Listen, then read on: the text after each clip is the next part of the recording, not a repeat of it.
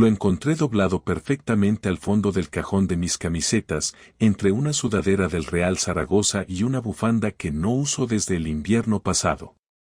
Un calzoncillo negro, de esos ajustados, marca Calvin Klein. Talla M. Yo uso la L desde que tengo 30 y pico. No era mío. Tampoco era un regalo. Nadie regala ropa interior masculina de marca a su marido y luego la esconde como si fuera contrabando. Me quedé mirándolo un buen rato, como si me fuera a contestar por sí solo. Lo saqué, lo olí, por instinto, no por placer, y lo dejé sobre la cama.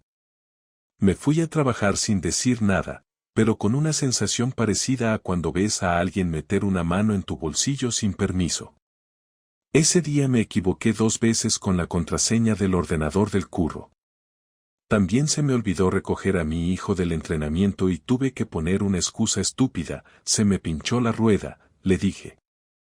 No tenía ni ganas de mentir bien. Por la noche, cuando Laura llegó, me saludó como si todo estuviera bien. Incluso me preguntó si quería ver la serie esa que seguimos juntos. Respondí que sí, claro, como un idiota. Pasamos 1 hora viendo Netflix con un calzoncillo ajeno en el cajón a 4 metros de distancia. Dormimos en la misma cama, como siempre, pero yo no cerré los ojos ni un segundo. Estaba intentando cuadrar el puzzle, ¿cuándo, cómo, quién? Y, sobre todo, ¿por qué en mi cajón? No sabía nada con certeza. Pero lo intuía todo. La mañana siguiente me levanté antes que Laura, no porque tuviera algo especial que hacer, sino porque el estómago me ardía como si hubiese cenado tornillos. Me vestí sin hacer ruido y salí a la calle sin desayunar. Caminé hasta la panadería de la esquina aunque no tenía hambre. Compré 2 barras como si eso sirviera para mantener la normalidad, pero todo lo que hacía desde el día anterior me parecía parte de una actuación. Me sentía como un figurante en mi propia casa. A las 9 volví con el pan caliente y ella ya estaba en la cocina, en bata, con el pelo suelto y el móvil en la mano. Me dijo buenos días sin levantar la vista, como si todo fuera igual que ayer. La observé mientras cortaba el pan, preguntándome si ella sospechaba que yo ya sabía algo, si estaba nerviosa, si se notaba que yo la estaba mirando distinto. Pero no, estaba tan tranquila como siempre. Durante el desayuno no mencioné nada del calzoncillo. Ni una palabra. Ni siquiera una indirecta. Solo observaba. Cómo mordía la tostada, cómo se limpiaba las comisuras con la servilleta. Se rió cuando le conté una tontería sobre mi jefe, y por un momento pensé que quizás estaba equivocado, que a lo mejor había otra explicación, una lógica, una que no implicara lo que yo temía. Pero ese pensamiento me duró menos que el café. Terminé de desayunar y me fui al trabajo con una sensación clara de que algo se había roto. No lo decía en voz alta todavía, pero ya lo sabía. No eran sospechas. Era otra cosa. Una especie de certeza amarga que no necesita pruebas.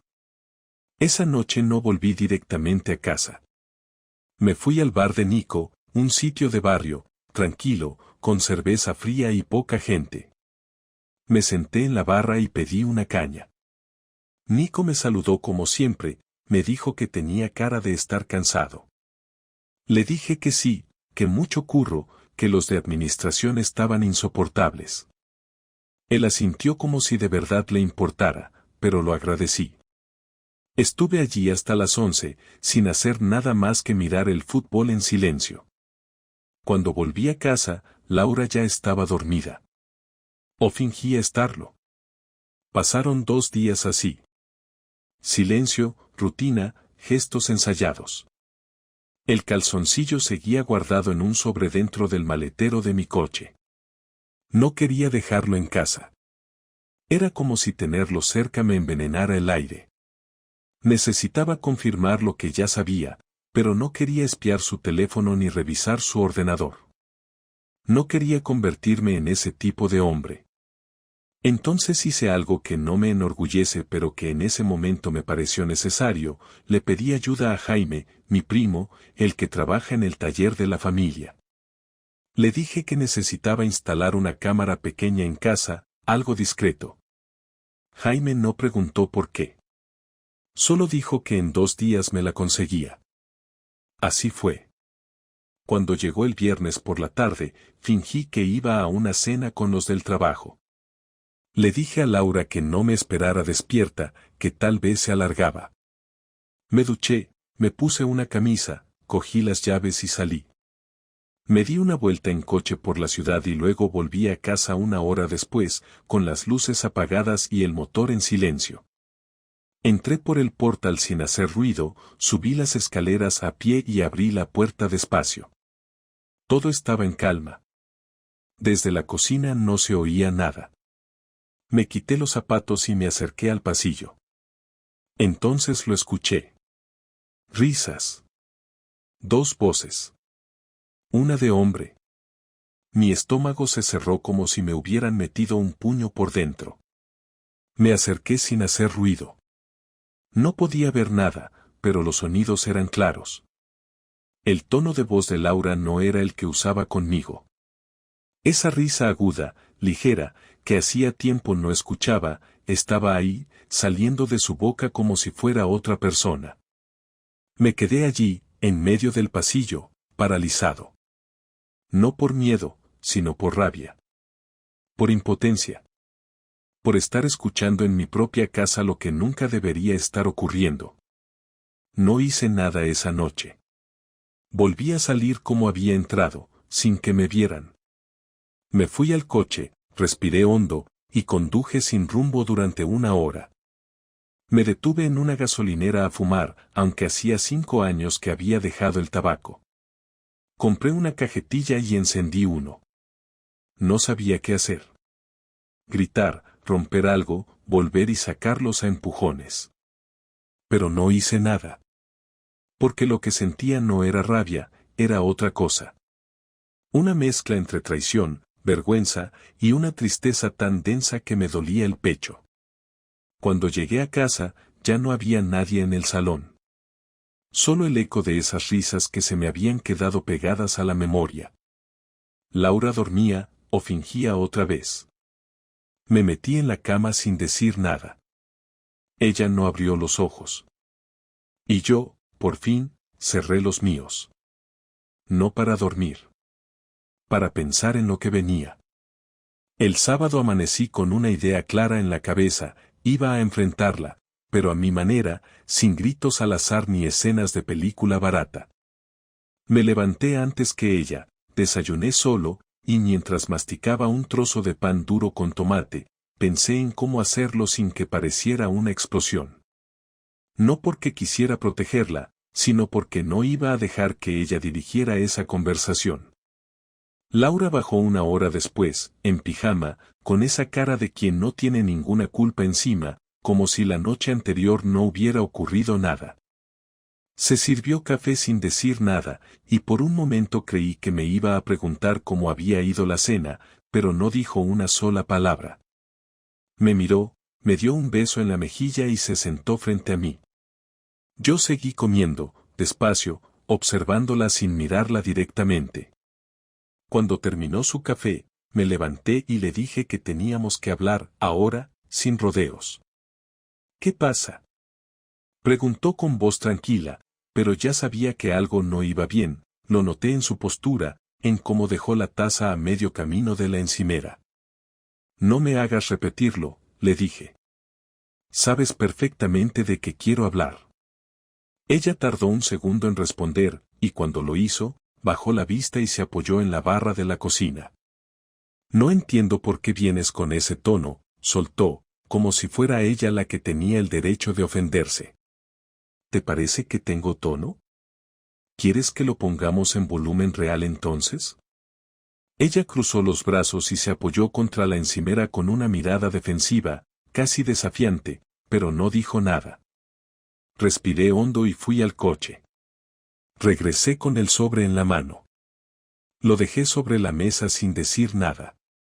Ella lo miró como si fuera una bomba. No se atrevió a tocarlo. ¿Qué es eso?, preguntó.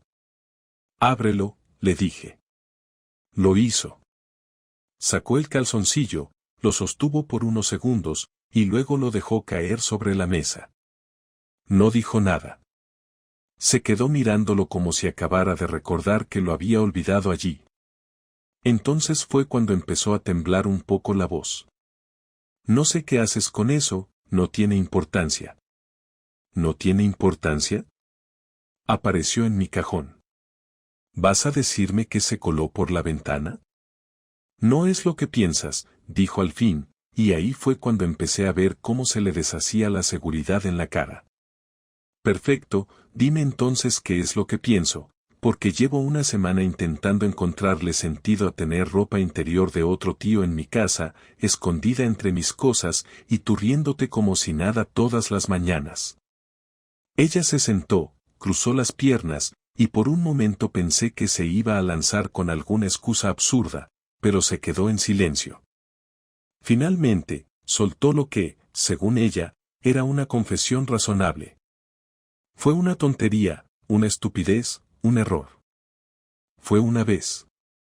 Solo pasó una vez, Jorge.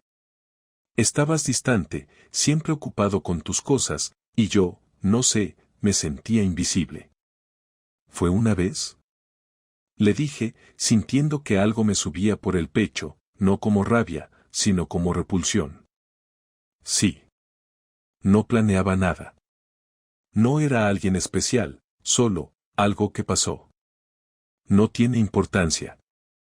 Tú sabes que eso no es verdad.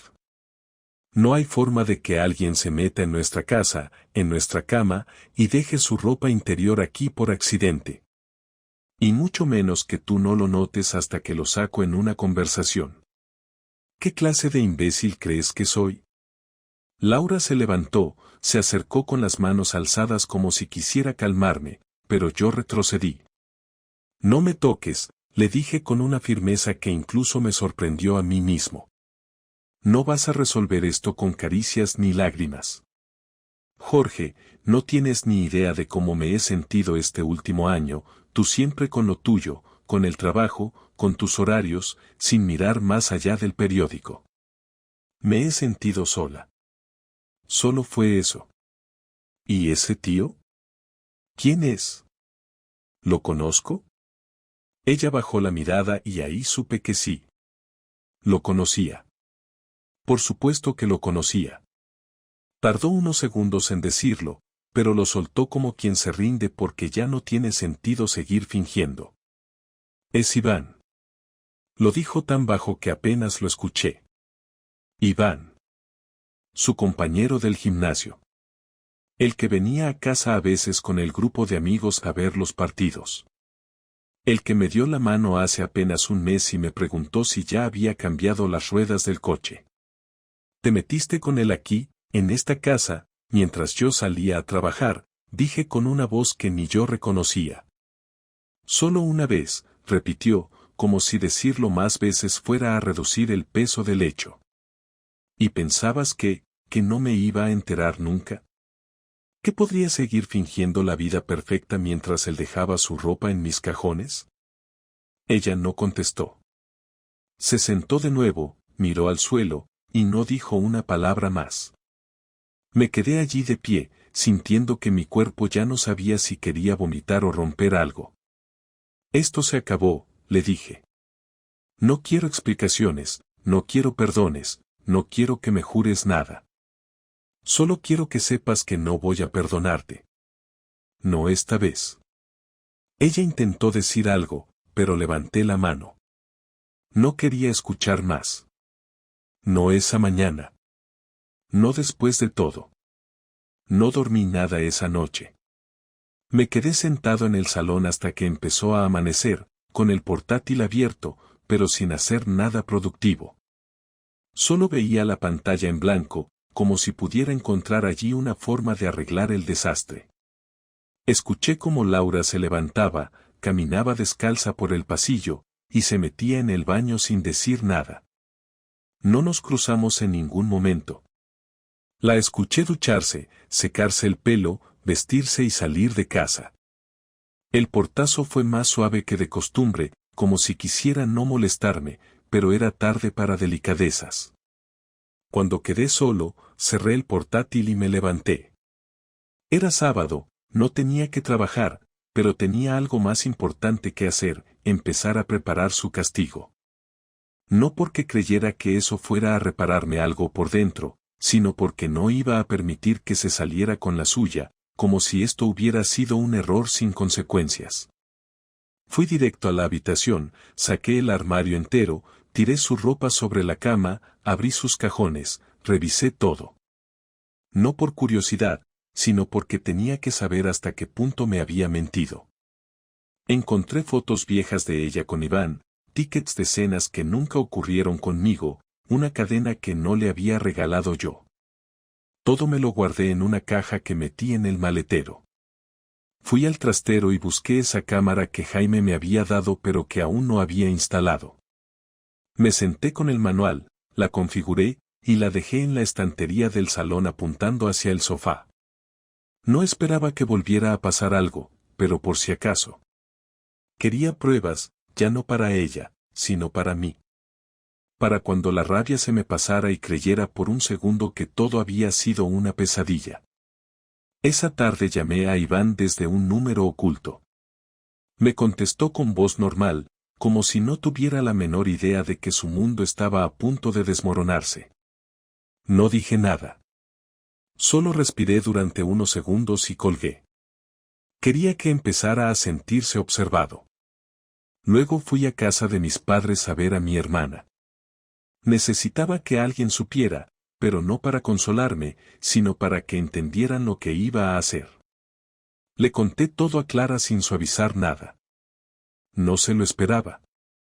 Se quedó callada unos segundos y luego me dijo que contara con ella para lo que hiciera falta. No me preguntó si quería divorciarme. No me preguntó si iba a perdonarla. Solo escuchó. Esa fue la primera vez en días que no me sentí tan solo. El domingo esperé a que Laura saliera a comprar como hacía siempre por la mañana. Cuando se fue, llamé a la oficina de Iván y dejé un mensaje anónimo. Fui cuidadoso, no dije nada que me comprometiera, pero dejé caer que su comportamiento fuera del trabajo no era el más adecuado, y que podía afectar a la imagen del centro donde trabaja. No sabía si eso iba a tener algún impacto, pero al menos ya estaba sembrando dudas. Luego entré en su Instagram, que seguía siendo público, y descargué todas las fotos donde salía con Laura en los últimos 6 meses. Las imprimí, les puse fechas, y las puse en un sobre junto con una carta escrita a mano donde describía, con detalle, lo que sabía. Esa carta la dirigí a los padres de Laura. No me iba a ir de esta sin dejar claro quién había sido ella. Me presenté en casa de sus padres al día siguiente, temprano, antes de que ella saliera del trabajo, y les entregué el sobre directamente. No dije mucho, solo que era importante que lo leyeran solos, sin ella delante. Cuando regresé a casa, Laura estaba sentada en el salón, seria, como si intuyera que algo se venía. Me preguntó si iba a seguir sin hablarle, si pensaba tratarla como una extraña por el resto de los días. Le respondí sin levantar la voz, sin titubear. Le dije que ya no estaba tratando con el mismo hombre al que le podía mentir. Que yo había cambiado. Que ahora iba a ver la parte que nunca pensó que existía. ¿Qué significa eso? Preguntó con la voz temblando un poco. Significa que cada persona tiene su límite, le dije, y tú acabas de pasar el mío. Se quedó callada, como si esperara que dijera algo más, que le diera una oportunidad de negociar, de suavizar las cosas, pero no le di nada. Me fui al dormitorio, cerré la puerta, y empecé a empacar mis cosas. Lo hice en silencio, sin dramatismo, sin lágrimas. Tenía todo planeado, me iría esa noche, me quedaría en casa de Clara unos días y desde ahí haría el resto. Ya había solicitado asesoramiento legal. Ya tenía copia de todo lo que necesitaba. Las cuentas, las escrituras, las contraseñas. Todo estaba a salvo. Laura vino a la habitación una hora después. Me vio metiendo mis camisas en una maleta y preguntó si de verdad pensaba dejarla así, sin una conversación final. ¿Quieres una conversación? Le dije mientras cerraba la cremallera de la maleta. Vale, aquí la tienes, has traicionado todo lo que construimos. No con un error. No con un momento de debilidad. Lo hiciste en nuestra casa. Con alguien que conocía. Y luego tuviste la cara de seguir como si nada. ¿Qué esperas ahora? ¿Un abrazo? No lo hice para herirte, respondió, y esa frase me sacó una risa seca. Pues te salió de puta madre. Esa fue la última frase que le dije antes de salir por la puerta con mis cosas. No miré atrás. No necesitaba ver su cara para saber que, en el fondo, ya había perdido todo, aunque no lo supiera aún. Pasaron 4 días sin que respondiera a sus llamadas ni a sus mensajes. No me escribió nada largo, solo frases cortas, supongo que esperando no parecer desesperada. Me mandó un podemos hablar, después por favor, luego nada durante 2 días. Yo no contesté a ninguna. Me quedé en casa de Clara, dormí en su sofá y pasaba el día haciendo lo mínimo. Fui al trabajo porque necesitaba conservar la rutina, pero fuera de eso, no tenía ganas de nada. No salía, no hablaba más de lo necesario. Solo pensaba. No en volver. ¿En qué hacer ahora? ¿En cómo seguir? Lo más jodido no era haberla descubierto, ni siquiera haberla dejado. Lo que más me dolía era haber compartido tantos años con alguien que al final fue capaz de mirarme a los ojos todos esos días después de lo que había hecho. Eso era lo que me tenía congelado por dentro, lo que no me dejaba respirar con normalidad. El jueves por la noche fui yo quien la llamó.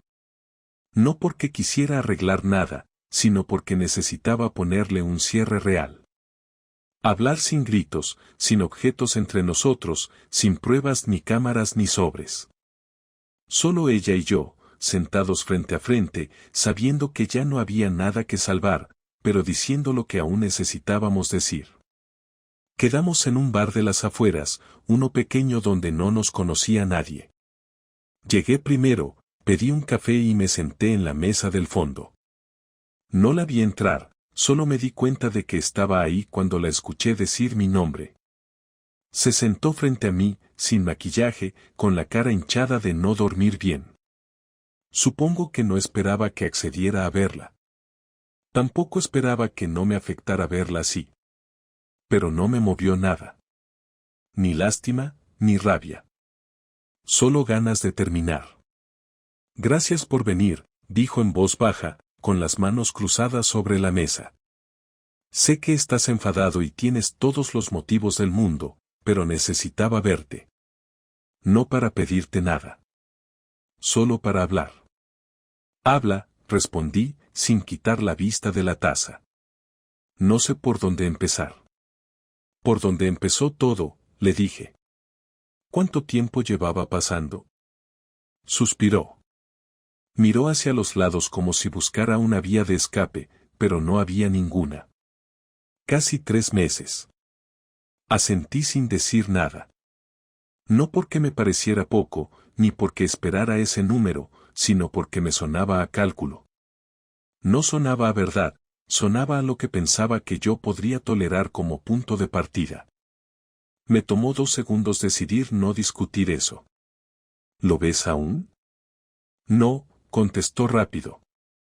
No desde que me encaraste aquella mañana. ¿Crees que eso cambia algo?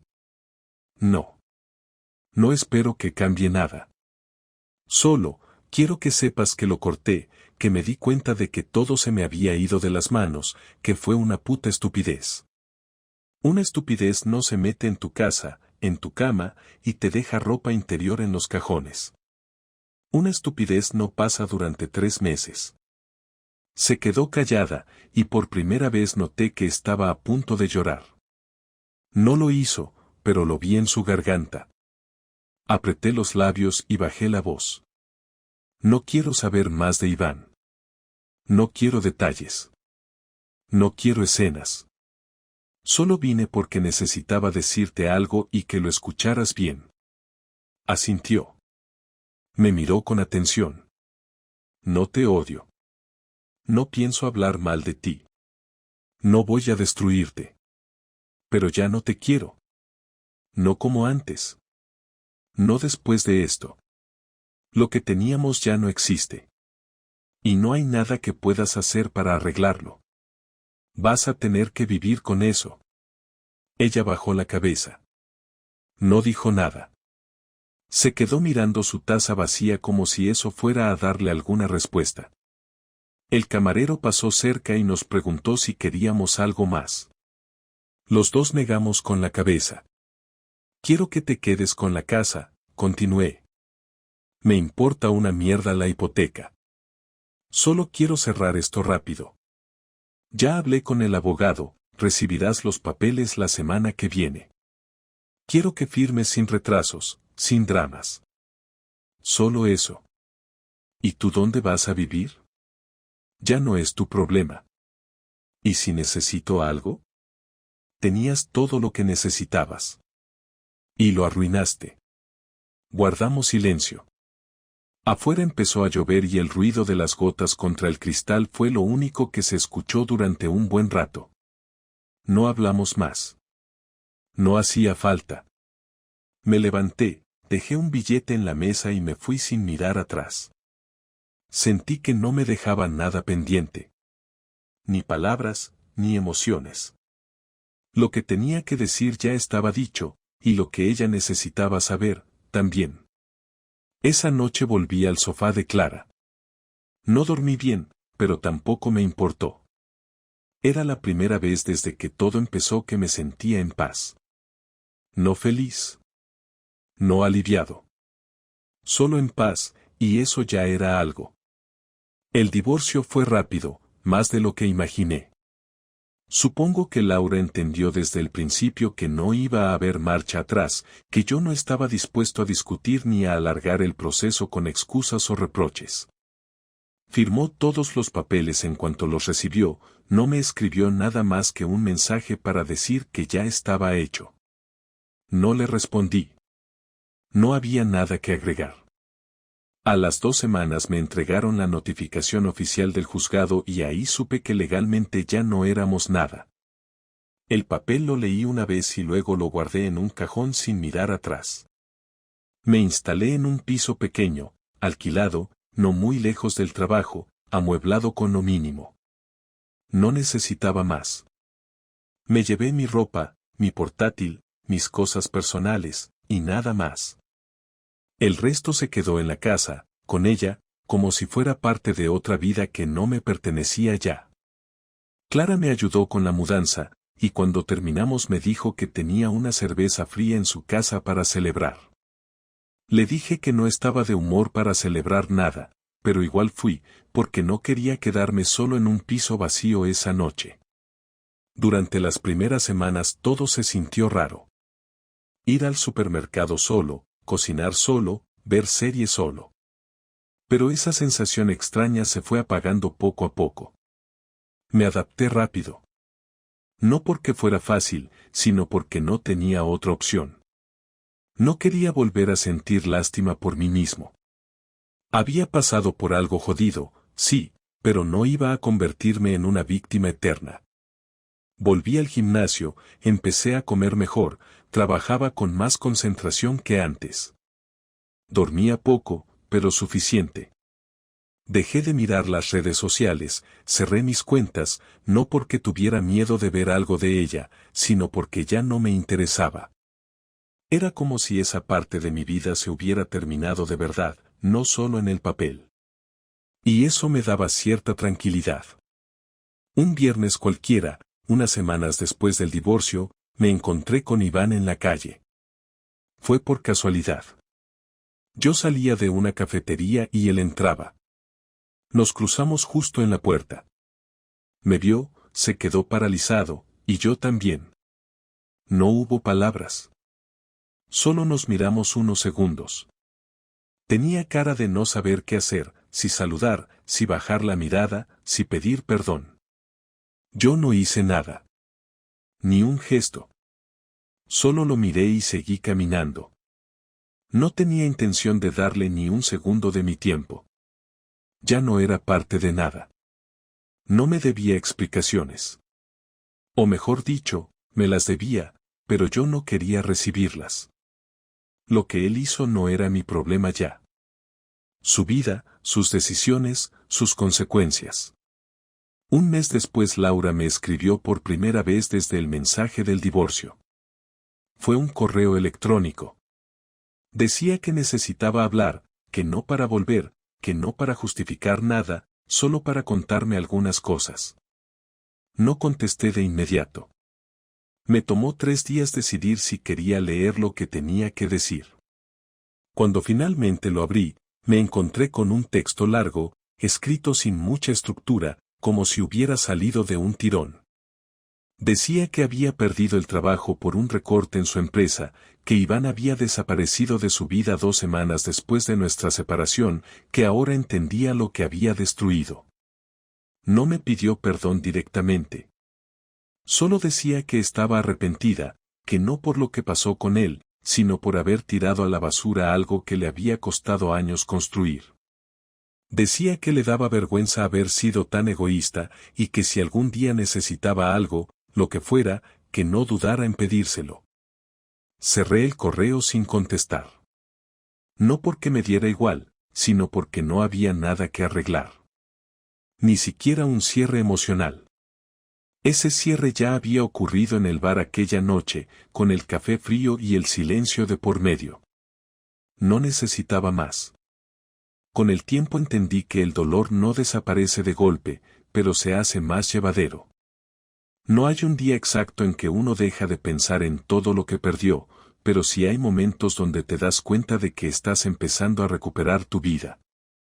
Un domingo por la tarde, mientras caminaba por el parque, vi una pareja discutiendo. Él gesticulaba mucho, ella lloraba. No escuché lo que decían, pero me quedé mirando unos segundos. Y me sorprendí a mí mismo al no sentir nada. Ni rabia, ni tristeza, ni reflejos del pasado.